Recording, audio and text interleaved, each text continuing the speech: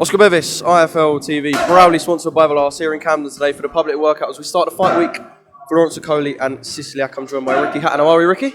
I'm good, yeah, great, thanks. Campbell fights on this card today. I know we've spoken about it in the past and I've spoken to Campbell about it as well.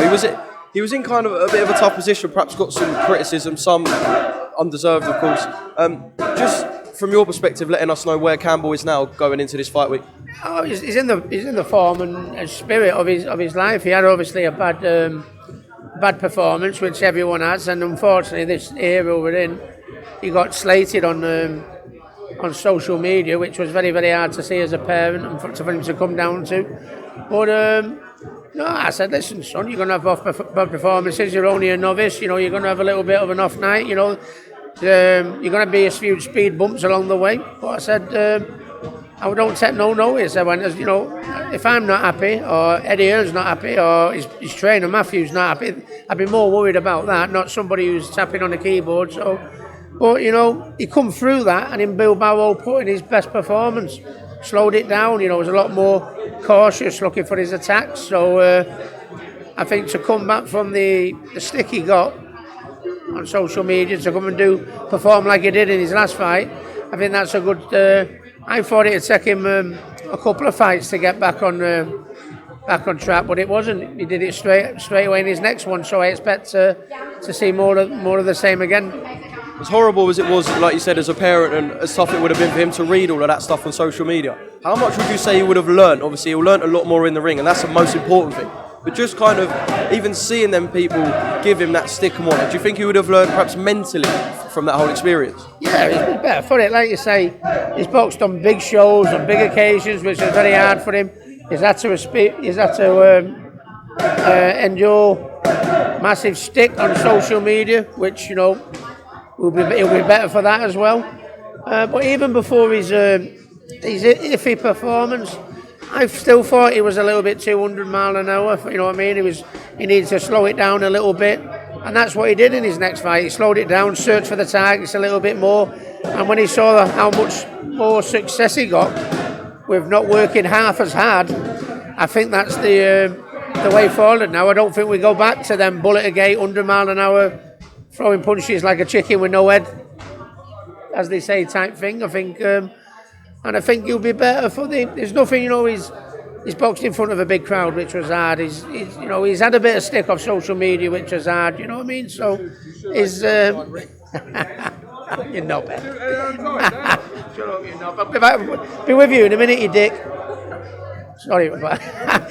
So that's Cougar Cassius ruining interviews as always. So many things, you know, at such a young age. A bit of stick, a bit of grief, a big crowd, you know what I mean? That's only going to stand him in good stead for the future, you know what I mean? If you're going to get used to it early. Do you think we're going to see because of him slowing it down, what we would perceive as a more powerful Campbell Hatton? Because although the shots may still be, you know, the same, they're not thrown at 100 miles an hour. So when they're thrown with that accuracy, we will see like a more powerful Campbell Hatton. Yeah, well, you know, he hits very, very hard, Campbell. He'll mature and hit harder as he goes along.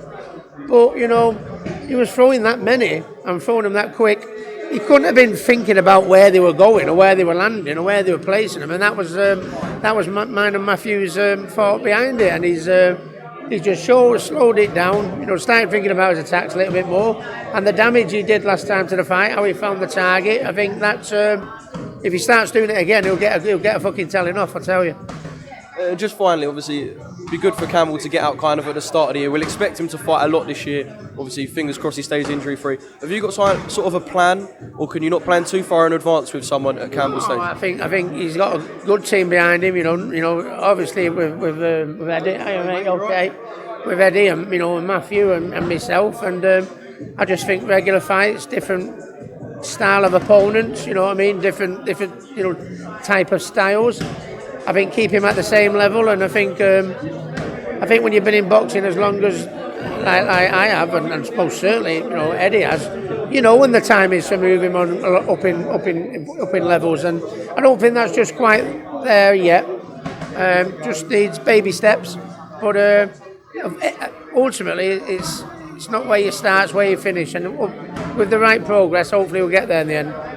We look forward to seeing Campbell do his thing on Sunday. Ricky, I want to ask you about the Fury-Whyte situation. Obviously, Dillian left it till the last minute to be signed. We know Tyson's sort of the master of the mind games. I just want to know from your perspective, perhaps from knowing Tyson, what you think Tyson would have taken from Dillian's complete media silence, because it's not very like Dillian Whyte, is it? No, I think probably Dillian's doing the right. Listen, Tyson's my mate, and we've heard it all before, haven't we? I mean, Dillian's probably heard it. Tyson does it with every opponent that he's done, and that's Tyson. That'll always be Tyson.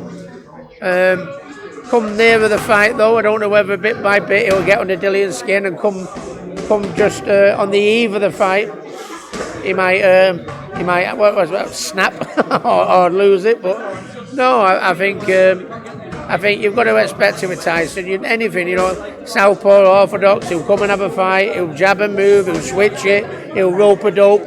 He'll talk bollocks. These are things you've got to come with Tyson. And Dillian's probably doing the best thing. He's trying to shut it out and ignore it. Yeah. And in terms of the fight, I know this is something that you'll probably get asked a million times up until April the 23rd. But what is it that Dillian Whyte can do to sort of negotiate Tyson Fury in the ring? He's got to try and do the right things in the sense that draw him into a fight, make him fight. I mean, he has gone to war in his last two fights, and he's since he's changed camps, he's gone right into turned into a 6'10" Rocky Marciano, and he wants to fight everyone. Which personally, I think that would be a massive mistake against Dillian Whyte, because if he goes to, the only chance Dillian's got, I believe, no disrespect to Dillian, is if Tyson stands there and has it out with him. I think if he stands and boxes and moves and hits him hard as he comes and makes him miss and fall short, and then maybe in a position he can go to war down the home straight then in the latter rounds. I think that's the way he needs to do it. But Tyson's my friend, and he's had a few heavy knockdowns, he's had a few wars now. It's only a matter of time before he'll be able to pull his ass off the floor again. Sooner or later his body will say, listen, I've had enough of this. And he'll probably stay on his ass then. But I mean, top and bottom of it, we all wanted AJ, didn't we? But probably this is the biggest British heavyweight title fight since Louis Bruno. And this isn't the one we wanted.